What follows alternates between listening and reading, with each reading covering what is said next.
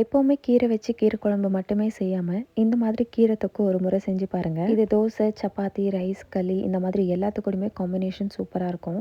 இப்போது 2 பெரிய சைஸ் வெங்காயம், ஒரு 10 பல் பூண்டு, ஒரு 3லிருந்து 4 தக்காளி, 1 டேபிள் ஸ்பூன் சில்லி பவுடர், ஒரு சின்ன நெல்லிக்காய் சைஸ் புளி சேர்த்துக்கோங்க. இப்போ இதை ஒரு பேஸ்ட்டாக அரைச்சிக்கோங்க.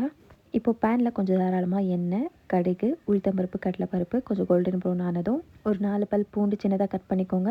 4 காஞ்ச மிளகாய், கொஞ்சமாக கருவேப்பிலை சேர்த்து அதை நல்லா வறுத்துட்டு நம்ம பேஸ்ட் பண்ணி வச்சுருந்தோம் இல்லையா, அதை வந்து இப்போ சேர்த்துக்கலாம்.